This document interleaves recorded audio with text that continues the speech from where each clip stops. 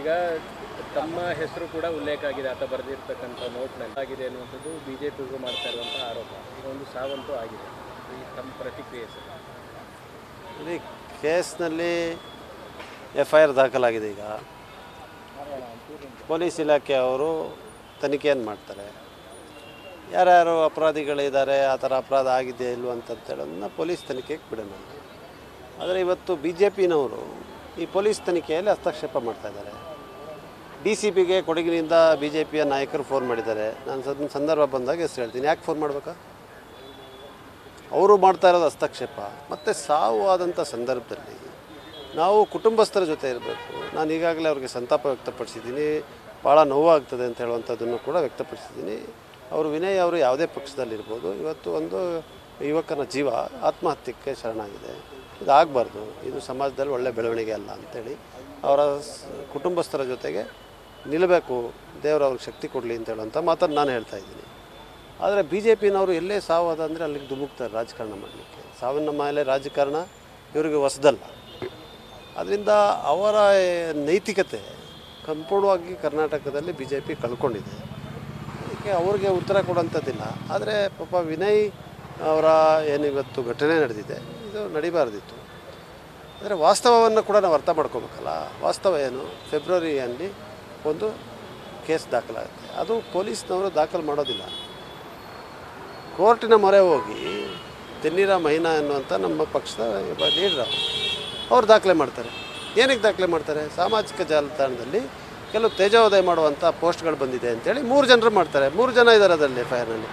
ತಕ್ಷಣ anticipatory bale ಆಗಿದೆ. ಇವತ್ತುವರೆಗೂ ಒಂದು ದಿವಸ ಅವರು ಪೊಲೀಸ್ ಸ್ಟೇಷನ್ಗೆ ಹೋಗಿಲ್ಲ. ಇವರು ಯಾರು 3 ಜನ. ತಕ್ಷಣ ಸ್ಟೇ ಆಗುತ್ತೆ ಕೋರ್ಟ್ನಲ್ಲಿ. ಇವತ್ತು ಕೂಡ ಸ್ಟೇ ಆಗೇ ಇದೆ, ಉಳಿದಿದೆ.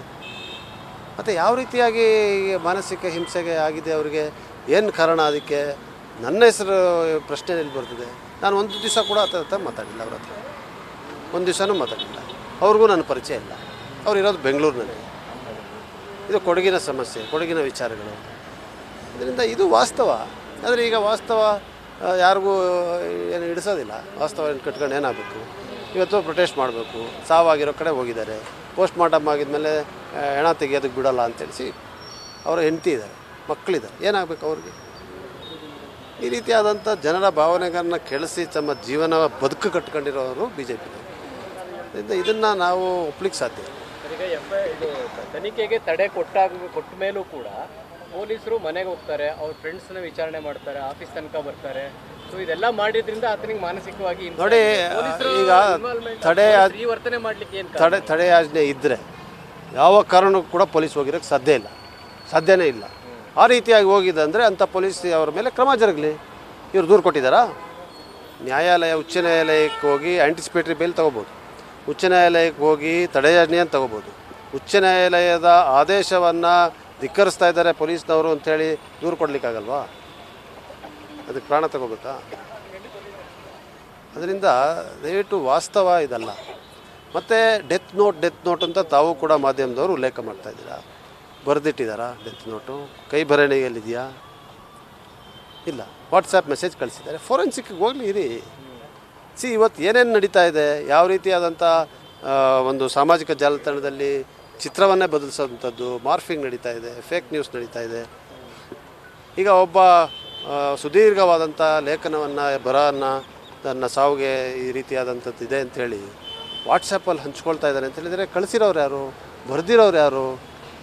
ಬರಹ ಇದ್ದು ಅವರ ಜೇಬಿನಲ್ಲಿ ಅಥವಾ ಮನೆಯಲ್ಲಿ ಬೆಡ್ನಲ್ಲಿ ಎಲ್ಲರೂ ಸಿಕ್ಕಿದರೆ ಅದು ಡೆತ್ ನೋಟ್ ಅಂತ ಹೇಳೋದು ಸರಿ, ಮೇಲ್ನೋಟಕ್ಕೆ ಅದು ಕೂಡ. ಆದರೆ ವಾಟ್ಸಪ್ಪಲ್ಲಿ ಬಂದಿರೋದು ಯಾವತ್ತಿಂದ ಡೆತ್ ನೋಟ್ ಆಯಿತು? ಮತ್ತು ಅವರೇ ಬರೆದಿರೋದಾ? ಅಷ್ಟೊಂದು ಉದ್ದ ಒಬ್ಬ ಇದೆಲ್ಲ ಭಾಳ ಮೂಲ ಪ್ರಶ್ನೆಗಳಿದೆ. ಮತ್ತು ಅವರು IT ಸೆಲ್ನಲ್ಲಿ ಇದ್ದಂಥವ್ರು, BJP IT ಸೆಲ್ನವರು, ಅವ್ರನ್ನ ಬಳಸಿರ್ಬೋದು BJPನವರು. ಅದಕ್ಕೆ ಇವತ್ತು ನೋಡಿ ಎಷ್ಟು ಸಂಘಟಿತವಾಗಿ ಇವತ್ತು ಪ್ರತಿಭಟನೆಗೆ ಧುಮುಕ್ಬಿಟ್ಟಿದ್ದಾರೆ. ಮತ್ತು ಪೊಲೀಸ್ ಇಲಾಖೆ ಅವ್ರ ಮೇಲೆ ಒತ್ತಡ ಆಗ್ತಾ ಇದ್ದಾರೆ. ಈ ರೀತಿಯಾದಂಥದ್ದು ನಡೀತಾ ಇದೆ. ಜನ ಗಮನಿಸ್ತಾ ಇದ್ದಾರೆ. ಮತ್ತು ಇದಕ್ಕೆ ಸರಿಯಾದಂಥ ಸಮಯದಲ್ಲಿ ಉತ್ತರವನ್ನು ಕೂಡ ಕೊಡ್ತೀವಿ. ಇದೆಲ್ಲ ಪ್ಲಾನ್ ನೋಡುವಂತ ಅನ್ಸುತ್ತೆ ಸರ್, ಪ್ರೊಟೆಸ್ಟ್ ಮಾಡೋದು ವಾಟ್ಸಪ್ಪಲ್ಲಿ ಇದು ಮಾಡೋದು. ಈಗ ಸಾಮಾಜಿಕ ಜಾಲತಾಣ ಕೊಲೆ ಆರೋಪ ಇದೆಯಾ? ಅಂದರೆ ಮನಸ್ಸೋ ಇಚ್ಛೆ ಒಬ್ಬನ ಅವರ ಕುಟುಂಬಸ್ಥರನ್ನ ಅವರನ್ನು ತೇಜೋವಧೆ ಮಾಡ್ಬೋದು. ಈಗ ಕೊಲೆಗಡಕರು ಅಂತ ಹೇಳಿದ್ರೆ ನನ್ನ ಕುಟುಂಬಸ್ಥರು ಓದಿದಾಗ ಏನು ಅನಿಸ್ಬೇಕು ಅವ್ರಿಗೆ? ನನ್ನ ಮನೆಯಲ್ಲೂ ಮಕ್ಕಳಿದ್ದಾರೆ, ಶಾಲೆಗೆ ಹೋಗುವಂಥ ಹೆಣ್ಮಕ್ಳಿದ್ದಾರೆ, ಹೆಂಡತಿ ಇದ್ದಾರೆ. ಅವರು ನೋಡಿ ನಾನು ರಾಜಕೀಯ ಜೀವನದಲ್ಲಿದ್ದೀನಿ, ವಕೀಲನಾಗಿದ್ದೀನಿ. ನಾನು ಇವರ ಕೀಳುಮಟ್ಟದ ರಾಜಕಾರಣವನ್ನು ಮೆಟ್ಟಿ ಇವತ್ತು ಶಾಸಕನಾಗಿರೋದು. ಬಿ ಜೆ ಪಿಯವರು ಮೆಟ್ಟಿ ತುಳಿದು ಇವತ್ತು ಇಲ್ಲಿ ಬಂದಿದ್ದೀನಿ ನಾನು. ಅದರಿಂದ ನನಗೆ ಏನಾಗುತ್ತೆ, ನನ್ನ ವಿಚಾರ ಅಲ್ಲ ಇದು. ಈಗ ಕೊಲೆಗಡಕರು ಅಂತ ಹಾಕಿ ನನ್ನ ಚಿತ್ರ ಮತ್ತು ಮಂತ್ರಗೌಡರ ಚಿತ್ರ ಮತ್ತು ತೆನ್ನಿರಮೈನ ಚಿತ್ರವನ್ನು ಹಾಕಿ ಬರಿತಾ ಇದ್ದಾರಲ್ಲ ಇವರು. ಇದಕ್ಕೆ ಯಾರು ಜವಾಬ್ದಾರರು ಇದಕ್ಕೆ? ಸೊ ಅದರಿಂದ ಇವರ ಕೀಳುಮಟ್ಟದ ಈ ಒಂದು ರಾಜಕಾರಣಕ್ಕೆ ಇವತ್ತು ಪಾಪ ಅಮಾಯಕನಾದಂಥ ವಿನಯ್ ಸೊಮಯ್ಯ ಬಲಿಯಾಗಿದ್ದಾನೆ ಅಂತ ಹೇಳಲಿಕ್ಕೆ ಇಷ್ಟ. ಈಗ ತಾವು ಎತ್ತಿದಂಥ ವಿಚಾರವನ್ನೇ ಆತ ಕೂಡ ಪ್ರಸ್ತಾಪ ಮಾಡಿದ್ರು. ಈಗ ತನಿಖೆಗೆ FIR ತಡೆ ಕೊಟ್ಟ ಮೇಲೂ ಕೂಡ ನಮ್ಮನ್ನು ಕಿಡಿಗೇಡಿಗಳು ಅಂತೇಳಿ ತನ್ನ ಹೆಸರಿಂದ ಮೈನ ಅವರು ಪೋಸ್ಟ್ ಮಾಡಿದ್ದಾರೆ, ಸೋಷಿಯಲ್ ಮೀಡಿಯಾಗಳಲ್ಲಿ ಹಾಕಿದ್ದಾರೆ, ಉದ್ದುದ ಲೇಖನ ಬರೆದಿದ್ದಾರೆ. ಇದರಿಂದಾಗಿ ನಮಗೆ ಹೆರಾಸ್ಮೆಂಟ್ ಆಗಿದೆ. ಅದಕ್ಕೆ ಈಗ ಏನಾಗುತ್ತೆ ಅಂದರೆ, ನಾನು ಅದ್ರ ಬಗ್ಗೆ ಈಗ ಪ್ರತಿಕ್ರಿಯೆಯನ್ನು ಕೊಟ್ಟರೆ ಈ ಸಂದರ್ಭದಲ್ಲಿ ಒಂದು ಸಾವಾದಂಥ ಸಂದರ್ಭದಲ್ಲಿ ಸೂಕ್ಷ್ಮತೆಯನ್ನು ಅರ್ಥಕೋಬೇಕು ನಾವು. ಅದಕ್ಕೆ ನಾನು ಅದಕ್ಕೆ ಪ್ರತಿಕ್ರಿಯೆ ಮಾಡೋದಿಲ್ಲ. ನಾನು ಇವತ್ತು ಅವರ ಆತ್ಮಕ್ಕೆ ಶಾಂತಿ ಸಿಕ್ಕಲಿ ಅಂತಲೂ ನಾನು ಪ್ರಾರ್ಥಿಸ್ತೇನೆ. ಇದರಲ್ಲಿ BJP JDS ಕಾಂಗ್ರೆಸ್ ಎನ್ನುವಂಥ ಪ್ರಶ್ನೆ ಬರೋದಿಲ್ಲ. ಒಬ್ಬ ಯುವಕ ಅಮಾಯಕ ಸಾವನ್ನಪ್ಪಿದ್ದಾನೆ, ಅದನ್ನು ನಾವೆಲ್ಲರೂ ಕೂಡ ವಿಷಾದಿಸಬೇಕು. ಅದರಿಂದ ನಾನು ಅದಕ್ಕೆ ಪ್ರತಿಕ್ರಿಯಿಸಲ್ಲ. ಮತ್ತು FIR ದಾಖಲಾಗಿದೆ, ತನಿಖೆ ಆಗಿದೆ, ಅದಕ್ಕೂ ಕೂಡ ಪ್ರತಿಕ್ರಿಯಿಸಲ್ಲ. ಆದರೆ ಆಗ್ತಾ ಇರುವಂಥದ್ದು ಏನು ಅಂತ ಹೇಳೋದನ್ನ ವಾಸ್ತವಾಂಶನೇ ಮುಚ್ಚಿಟ್ಟಿದ್ದೀನಿ ಅಷ್ಟೇ. ಸರ್, ಇಡೀ ತನಿಖೆಗೆ ಸಂಬಂಧಪಟ್ಟಂಗೆ ಏನು ಸಿದ್ದರಾಮಯ್ಯವರ ಹತ್ರ ಏನಾದರೂ ಕಾನೂನು ವಿಚಾರದಲ್ಲಿ ಚರ್ಚೆ ಮಾಡ್ತಾರೆ? ಈಗ ಅಲ್ಲ, ಅದನ್ನು ಕೂಡ ಸ್ಪಷ್ಟಪಡಿಸಿದ್ದೀನಿ ನಾನು. ಯಾವ ಕಾರಣಕ್ಕೂ ಕೂಡ ಇದು ಕೋರ್ಟ್ ಆದೇಶ ಏನು ಕಾನೂನಾತ್ಮಕವಾದಂಥ ಪರಿಸ್ಥಿತಿ ಇದೆ, ಅದು ಯಾವುದನ್ನು ಬದಲಾಯಿಸಿಲ್ಲ. ಲೀಗಲ್ ಪೊಸಿಷನ್ ಏನಿದೆ ಅದಾಗೇ ಇದೆ, ಅದರಲ್ಲೇನು ವ್ಯತ್ಯಾಸವಾಗಿಲ್ಲ. ಅದರಿಂದ ಅದು ನಮಗೇನು ಸಂಬಂಧ ಬರೋದಿಲ್ಲ ಅಂತ ಹೇಳ್ತಾರೆ. ಇಡಿ ಕೂಡ ಮತ್ತೆ ಅದು ಅಟೆಂಪ್ಟ್ ಮಾಡ್ತಾ ಇರುವಂಥದ್ದು. ಅಲ್ಲ, ಅವ್ರು ಮಾಡ್ತಾರಲ್ಲ. ಈಗ ಇಡಿನವರು ಅಲ್ಲಿ ಹೋಗಿರುವಂಥದ್ದು, ಅದಕ್ಕೆ ಅವಕಾಶ ಇದೆಯಾ? ಅವರ ಕಾರ್ಯವ್ಯಾಪ್ತಿಯಲ್ಲಿ ಬರ್ತದ? ಇವತ್ತು ಬಾಂಬೆ ಹೈಕೋರ್ಟ್ನ ನೇರ ತೀರ್ಪಿದೆ, ಅವ್ರಿಗೆ ಅವಕಾಶ ಇಲ್ಲ. ಸರ್ವೋಚ್ಚ ನ್ಯಾಯಾಲಯ ಕೂಡ ಆ ತೀರ್ಪನ್ನು ಎತ್ತಿ ಹಿಡಿದಿರುವಂಥದ್ದು ಇದೆ. ಇದೆಲ್ಲವೂ ಕೂಡ ಕಾನೂನಿನ ವಿಚಾರಗಳು. ಅವರು ಮಾಡ್ತಾ ಇರೋದಂತ ಮಾಡ್ತಾರೆ, ಅದನ್ನು ಕೊನೆಗೆ ನ್ಯಾಯಾಲಯ ತೀರ್ಮಾನ ಆಗ್ತದೆ.